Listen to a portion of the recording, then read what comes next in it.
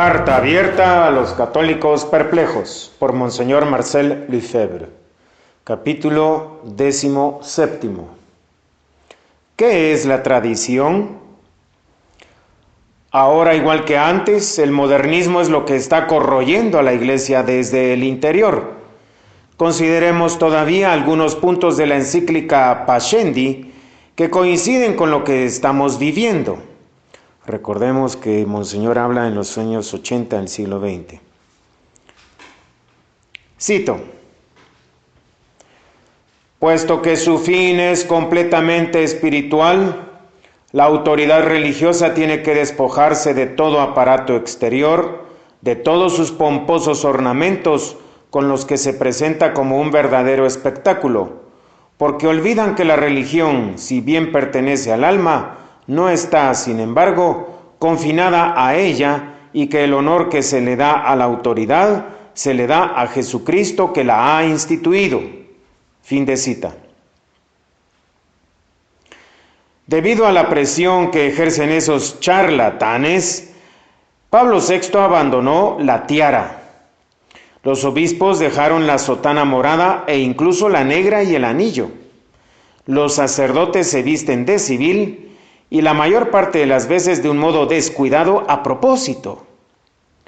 San Pío X mencionó incluso las reformas generales que los reformadores modernistas ya han hecho o que pretenden hacer con insistencia, diciendo que eran su deseo maníaco entre comillas.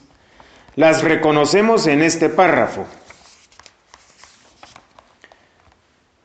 En lo que se refiere al culto, ellos quieren que se disminuya el número de devociones exteriores o, al menos, que se frene su aumento, que el gobierno eclesiástico gire hacia la democracia y que, por consiguiente, una parte sea llevada a cabo por el sacerdocio inferior e incluso por los laicos, que se descentralice la autoridad. Reforma de las congregaciones romanas, especialmente las del Santo Oficio y del Índice. Y finalmente, haciéndose eco de sus maestros protestantes, desean la supresión del celibato eclesiástico. Fin de cita de la encíclica Pascendi. Nos damos cuenta de que hoy se reclaman las mismas cosas y que no se han inventado nada. Y esto está muy claro hoy en 2020. En el caso del pensamiento cristiano y en el de la formación de los futuros sacerdotes, la voluntad de los reformistas de la época de San Pío X era abandonar la filosofía escolástica, que tenía que ser relegada a la historia de la filosofía entre los sistemas caducos, y preconizaban que se enseña a los jóvenes la filosofía moderna, la única verdadera, la única que conviene a nuestros tiempos, que la denominada teología racional tenga por base la filosofía moderna y que la teología positiva tenga por fundamento la historia de los dogmas. En este punto, los modernistas han conseguido lo que querían y aún más. En lo que se refiere a la enseñanza en los seminarios, hoy se enseña la antropología y el psicoanálisis, y Marx sustituye a Santo Tomás de Aquino. Se rechazan los principios de la filosofía tomista y se sustituyen con sistemas dudosos que reconocen su incapacidad para explicar el funcionamiento del universo, puesto que preconizan ante todo la filosofía de lo absurdo. Un revolucionario de estos últimos tiempos, un sacerdote de espíritu turbio, al que escuchan mucho los intelectuales, que ponía el sexo en el centro de todo y no tenía miedo de decir en reuniones públicas: las teorías de los antiguos a nivel científico eran puras burradas, y Santo Tomás y Orígenes apoyaban sus sistemas en esas burradas. Y enseguida incurría en un absurdo al definir la vida como una cadena evolutiva de hechos biológicos inexplicables. ¿Cómo lo sabes si es inexplicable? ¿Cómo un sacerdote, digo yo, puede descartar la única explicación que es Dios?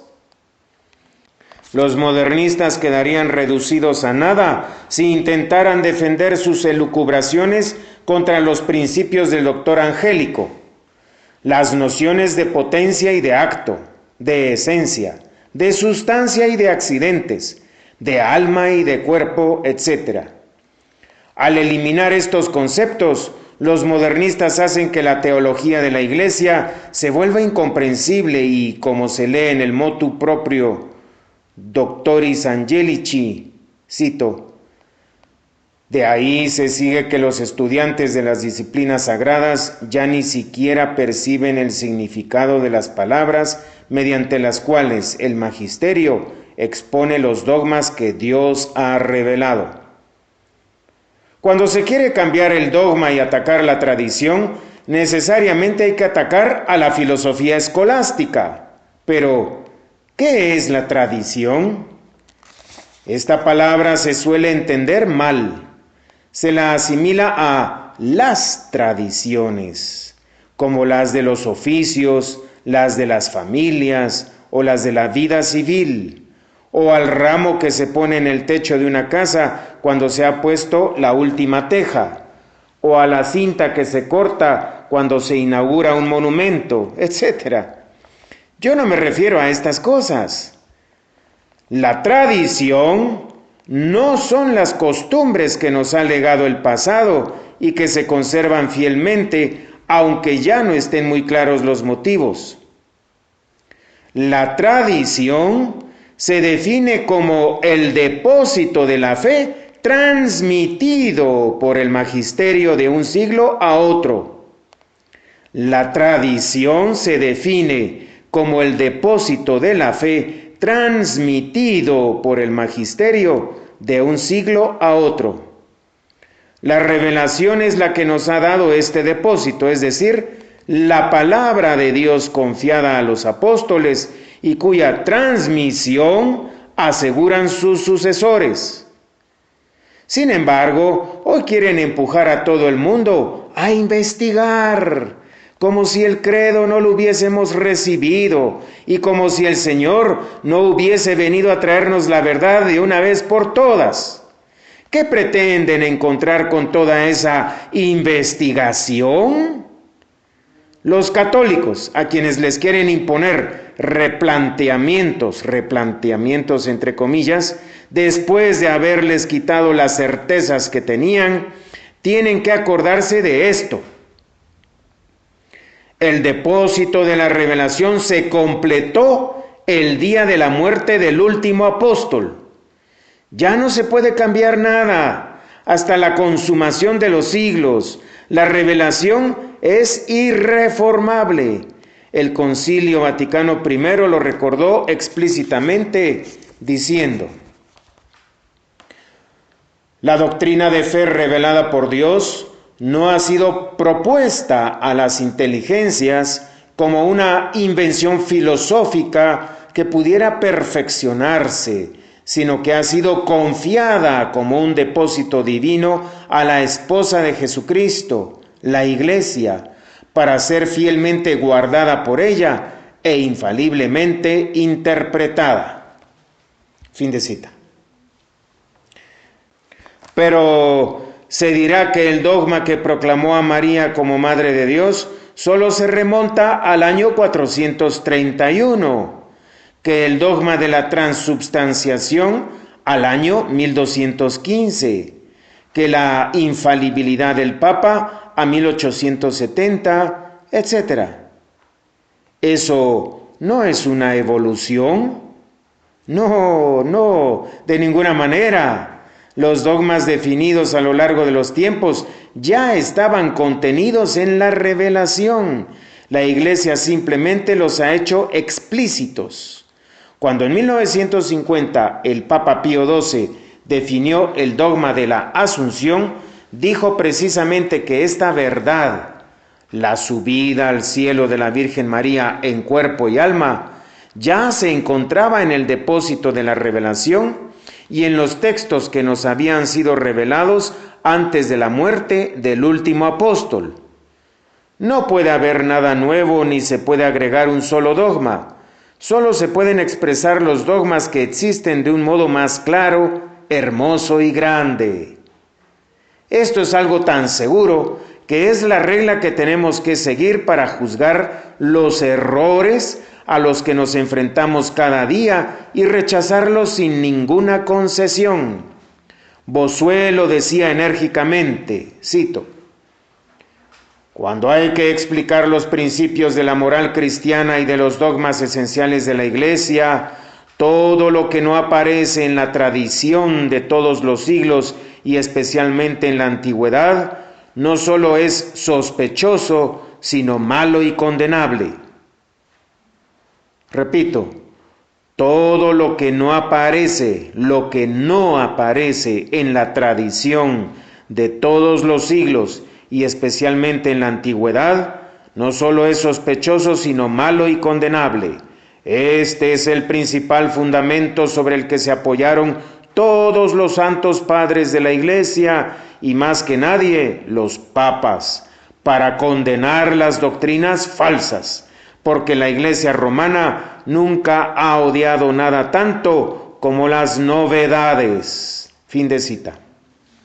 A los fieles que se asustan les dan este argumento: os aferráis al pasado, tenéis el culto del pasado, hay que vivir con nuestro tiempo, eran cosas de otros tiempos.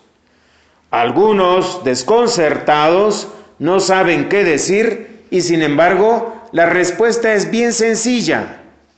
Aquí no hay ni pasado, ni presente, ni futuro. La verdad es de todos los tiempos, es la misma, es eterna. Para demoler la tradición, nos oponen las Sagradas Escrituras, como hacen los protestantes, y dicen que el Evangelio es el único libro que cuenta, pero si la tradición es anterior al Evangelio. Aunque los evangelios sinópticos hayan sido escritos mucho antes de lo que pretenden hacernos creer, pasaron muchos años antes de que los 4 evangelistas hubieran terminado su redacción. Ahora bien, la Iglesia ya existía y ya había pasado el día de Pentecostés y había provocado muchas conversiones, 3,000 el mismo día al salir del cenáculo. ¿En qué creían aquellos fieles? ¿Cómo se transmitió la revelación sino por tradición oral? No se puede subordinar la tradición a los libros sagrados y menos aún rechazarla. Pero no hay que pensar que los modernistas, cuando adoptan esta actitud, tienen un respeto inmenso por el texto inspirado, sino que hasta ponen en tela de juicio que esté inspirado en su totalidad. ¿Qué es lo que está inspirado en el Evangelio? Solamente las verdades que son necesarias a nuestra salvación, dicen ellos. De modo que relegan los milagros, los episodios de la niñez de Jesús y los hechos de nuestro Señor a un género biográfico más o menos legendario.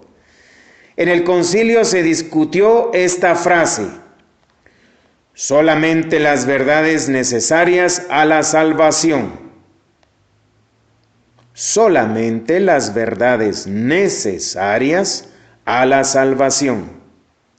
Había obispos que querían reducir la autenticidad histórica de los evangelios.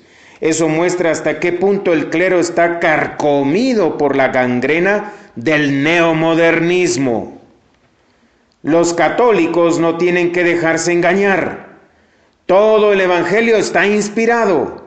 Los que lo escribieron tenían realmente su inteligencia bajo la influencia del Espíritu Santo, de manera que la totalidad del Evangelio es palabra de Dios, verbum Dei. No se puede elegir entre sus partes y decir, acepto esta, pero no la otra. Elegir supone una actitud herética, según la etimología griega de la palabra. Y no es menos cierto que la tradición es la que nos transmite el Evangelio. A ella, al magisterio, le corresponde explicarnos el contenido del Evangelio. Si nadie nos lo interpretase, podría suceder que varias personas lo entendiésemos de modo completamente opuesto a la palabra misma de Cristo. Terminaríamos en el libre examen de los protestantes y en la libre inspiración de todo ese carismatismo actual que lleva a la gente a la pura aventura. Todos los concilios dogmáticos nos han dado la expresión exacta de la tradición y de lo que enseñaron los apóstoles. Eso no puede cambiar. No se pueden modificar los decretos del Concilio de Trento porque son infalibles y porque están escritos por un acto oficial de la Iglesia, a diferencia del Concilio Vaticano II, cuyas proposiciones no son infalibles porque los papas no quisieron comprometer su infalibilidad. De manera que nadie puede decirnos: os aferráis al pasado, os habéis quedado en el Concilio de Trento, porque el Concilio de Trento no es el pasado.